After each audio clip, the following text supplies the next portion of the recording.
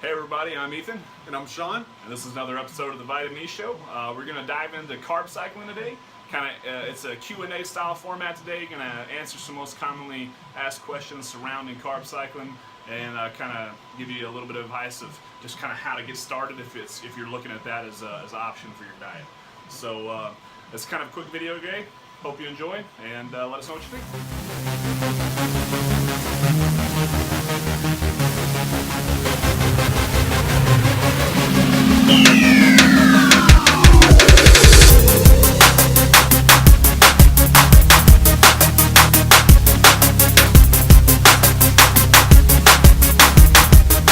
Hey, what's up, everybody? Talking about carb cycling today.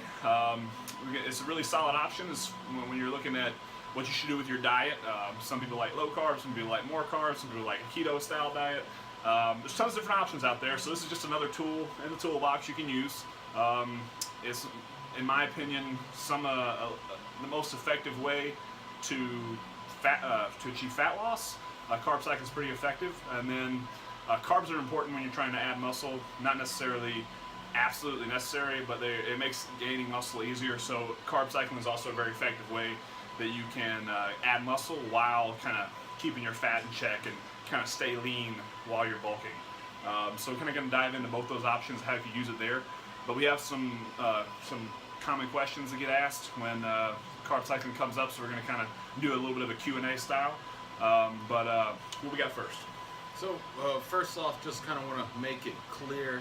We figure out what is carb cycling. I know you might hear carb cycling, carb loading. Those are two different things. We're talking about carb cycling for the purpose of optimizing fat loss. So, first off, let's just talk about a little bit about what carb cycling is. Sure. What's all that? Sure. So, carb cycling in a nutshell is configuring your week, or you could do, like I said, you could do it monthly, but just for an example purpose, we'll use the weekly format. So Jane Doe trains Monday through Friday and is off on the weekends. So an example of how she may carb cycle if she's looking for fat loss. Monday, Tuesday will be higher carb days. I'm not saying ridiculous carb days, but just more carbs in the diet on Monday and Tuesday. Dip down on Wednesday, do a little bit of lower carb, and then again dip back up on Thursday, Friday, higher carb, and then like Saturday, Sunday, you could do no carbs and higher fat. You could do, again, just the lower carb. So we'll go into some more specific examples of like grams in a bit, but in a nutshell, that's what carb cycling is. It's just fluctuating the amount of carbs you have on a day-to-day basis, or you could do it on a weekly basis. If someone is like, if you're able to not gain fat as easy, like if you're more apt to gain muscle and maybe you're a hard gainer or you're naturally more skinny, you could do even like 2 weeks at a time of higher carbs and then cut it back down for a week and do lower carbs for a week just to keep the body fat in check. That's really the main purpose of carb cycling. It's just manipulating your carbohydrate intake, and when you drop carbs, you always have to replace it with something else. You never just want to have empty calories. So you would replace it with fats or proteins, of course healthy sources of fats. But in a nutshell, that's carb cycling.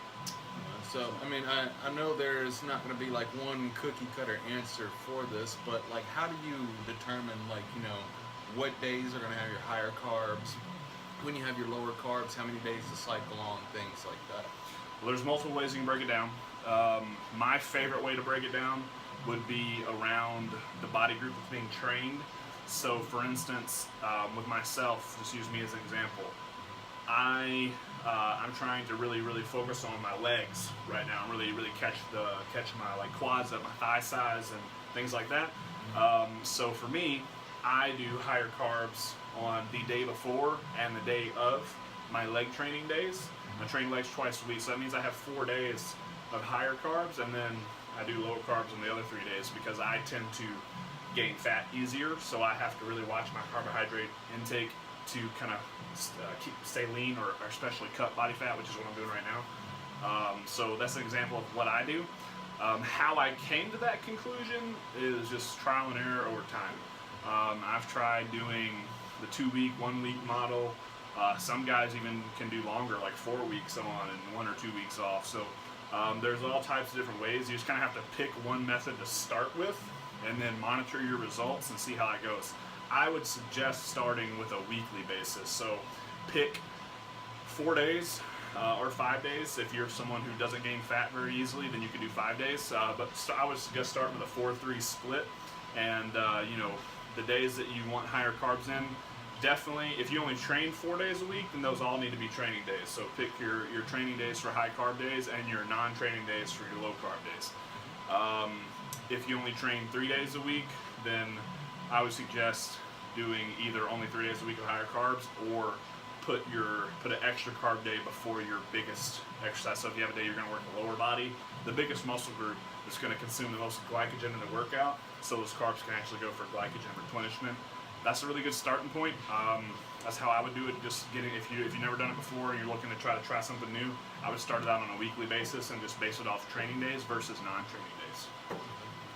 So I know one of the biggest concerns that I hear when talking with guys, like just anybody in general, about low carb, no carb. They're like, oh man, you gotta have carbs. You need carbs for your energy. So when you're doing this carb cycling on your days, your low carb days, how do you generally feel? Are you going to sacrifice energy, sacrifice your workouts? No. Number one, it's total BS that you have to have carbs to lift. I'm a big proponent of a keto style, high fat, low carb, moderate protein style diet. There's a lot of health related benefits with that as well. So I'm a huge fan of that. So of course I disagree. But also just based off personal experience and anyone that I've worked with, if you do a low carb diet, so to be ketogenic, so where your body can actually get into ketosis, you have to be south of 30 grams a day, roughly. But some guys do like 60 or 70, or even they consider 100. That's kind of that middle spot that makes you feel like shit. Like after a while. Because what happens when you exercise, you deplete your glycogen stores. With glycogen, the only real purpose of glycogen is the energy supply during the workout. It does have to do with being able to build muscle, but not directly. And as you work out, you deplete your glycogen stores, and the idea is you eat carbs to replenish those glycogen stores, so you're ready, recuperated, recovered for the next workout. However, glycogen is not required to exercise the lift. I have gained muscle and shed body fat following a keto diet, and I know you have, and I know several clients I've worked with have, so it's not necessary. When you only carb cycle for a day or two at a time, you don't reach the level of glycogen replenishment to where you have that feeling. That feeling is referred to as keto flu. There is a transition to where your body stops running on glucose for energy and begins to run on ketones for energy. And during that transition, you don't feel very good. For some people, that's 1 week. For some people, that's 2 weeks. For some people, if you've never done a keto diet before, it could be 6 weeks to fully deplete all the glycogen stores in the muscles and liver. There's also a big misconception about how much your glycogen is actually depleted in one workout. So that you think you come in and you hit it hard for 30 minutes and you've depleted all your glycogen stores. You might have depleted 10 to 15%. So it's going to take a very extended amount of time to deplete the glycogen stores where you're going to have low energy. So the original question was about energy and exercise. You won't feel any difference. You may feel stronger on some of the days that you do have a bit more carbs in your diet and you have more energy. Therefore, you have more energy output and you feel a bit stronger.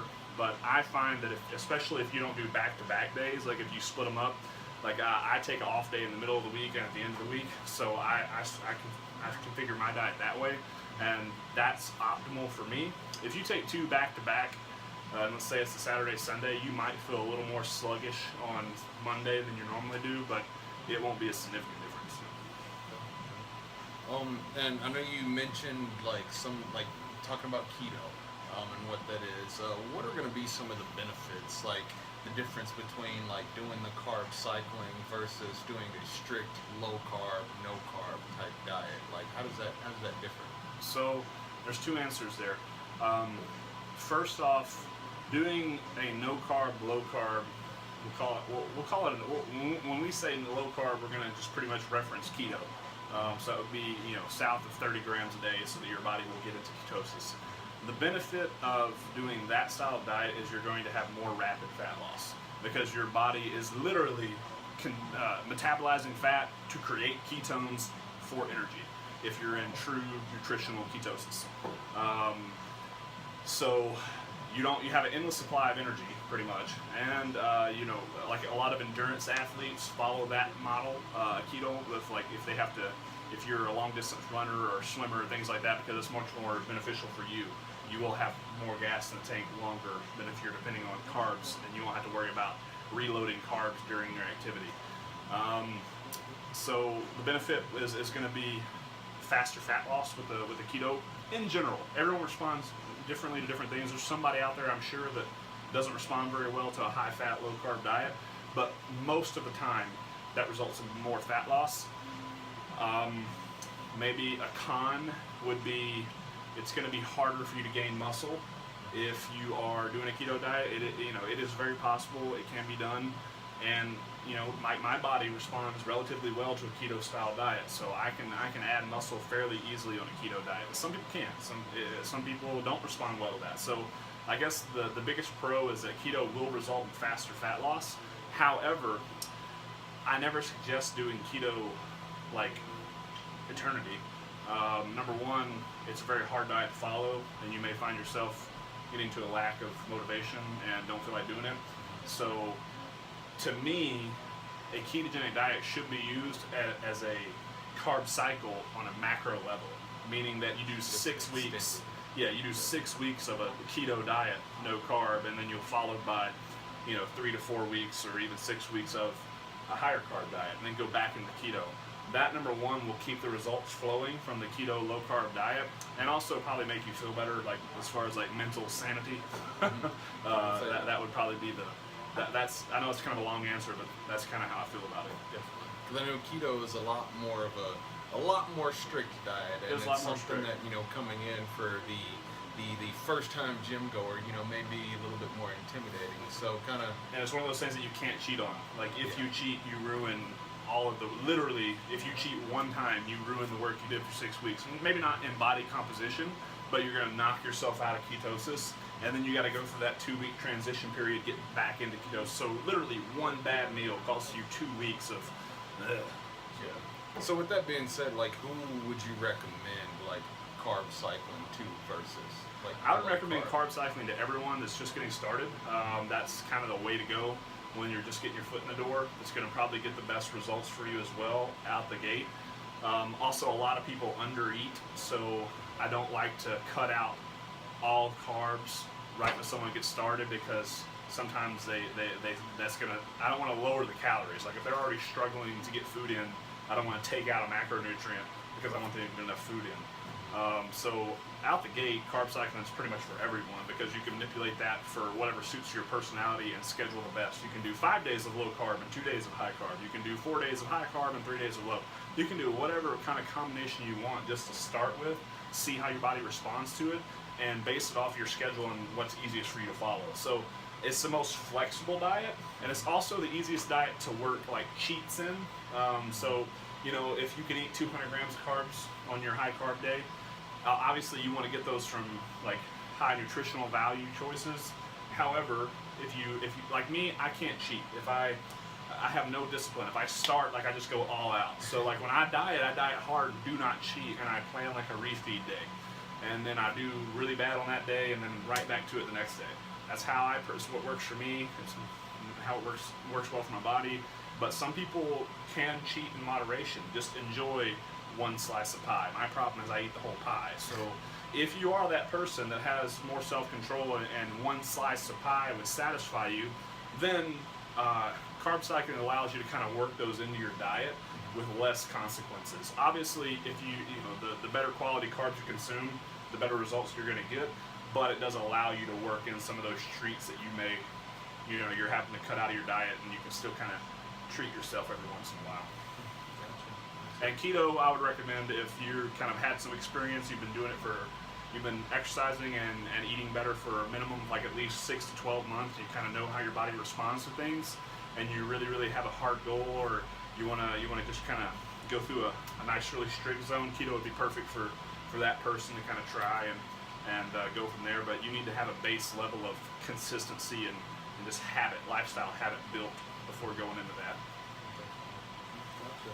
Well, guys, that's carb cycling in a nutshell there. Yeah. Like I said, guys, it can be manipulated for whatever you want. Obviously, if the main goal is fat loss, you're going to want to, limit the high carb days and do more of the lower carb days. They can fluctuate 100 grams, they can fluctuate 50 grams. The point is, you just have to start. You have to document it. The video we just released about writing down and logging, that you're going to have to do that. You have to log it, measure your results, and then make adjustments based off that. If you want to lose more fat, then cut your carbs lower on your low carb days, or cut out one of your high carb days and do an extra low carb day, or you could do a whole week of low carb followed by a week. There's all kind of ways you can change things to try to get the results you want to get, and everyone's going to respond differently to different things. But the point is, you just have to start, pick a standard, which I would suggest if the goal is fat loss, start with 4 and 3, 4 high carb, 3 low carb, and fluctuate them by like 100 grams. So if you eat 200 grams of carbs on your high carb days, and do 100 on your low carb days.